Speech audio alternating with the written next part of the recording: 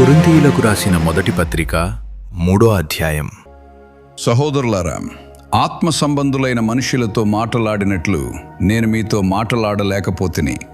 శరీర సంబంధులైన మనుష్యులే అనియు క్రీస్తునందు పసిబిడ్డలే అనియు మీతో మాటలాడవలసి వచ్చెను. అప్పటిలో మీకు బలము చాలకపోయినందున పాలతోనే మిమ్మును పెంచితిని గాని అన్నముతో మిమ్మును పెంచలేదు. మీరింకను శరీర సంబంధులయ్యుండుట వలన ఇప్పుడును మీరు బలహీనులై ఉన్నారు కారా?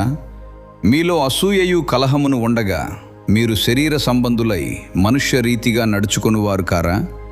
ఒకడు నేను పౌలు వాడను, మరి ఒకడు నేను అపొల్లో వాడను అని చెప్పునప్పుడు మీరు ప్రకృతి సంబంధులైన మనుష్యులు కారా? అపొల్లో ఎవడు, పౌలెవడు? పరిచారకులే గదా. ఒక్కొక్కరికి ప్రభు అనుగ్రహించిన ప్రకారము వారి ద్వారా మీరు విశ్వసించితిరి. నేను నాటితిని, అపొల్లో నీళ్లు పోసెను. వృద్ధి కలుగజేసిన వాడు దేవుడే.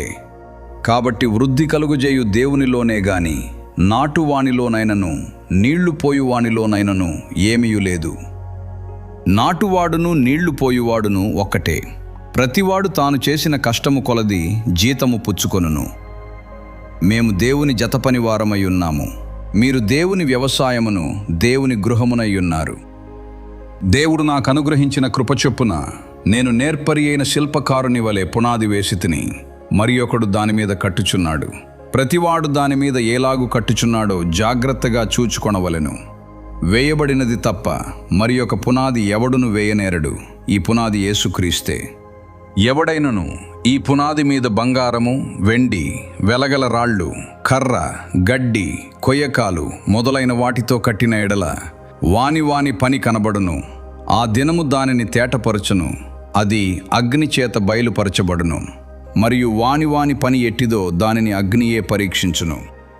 పునాది మీద ఒకడు కట్టిన పని నిలిచిన ఎడల వాడు జీతము పుచ్చుకొనును. ఒకని పని కాల్చివేయబడిన ఎడల వానికి నష్టము కలుగును. అతడు తన మట్టుకు రక్షింపబడును గాని అగ్నిలో నుండి తప్పించుకున్నట్టు రక్షింపబడును.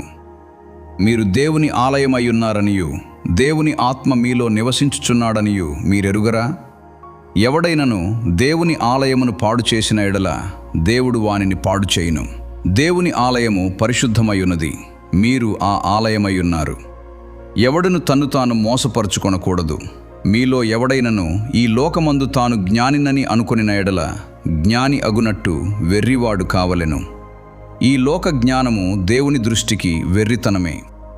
జ్ఞానులను వారి కుయుక్తిలో ఆయన పట్టుకొనును, మరియు జ్ఞానుల యోచనలు వ్యర్థములని ప్రభువునకు తెలియను అని వ్రాయబడి ఉన్నది. కాబట్టి ఎవడును మనుష్యుల యందు అతిశయింపకూడదు. సమస్తమును మీవి.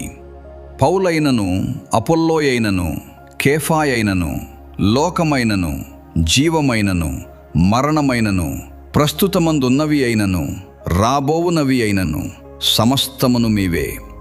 మీరు క్రీస్తువారు, క్రీస్తు దేవునివాడు.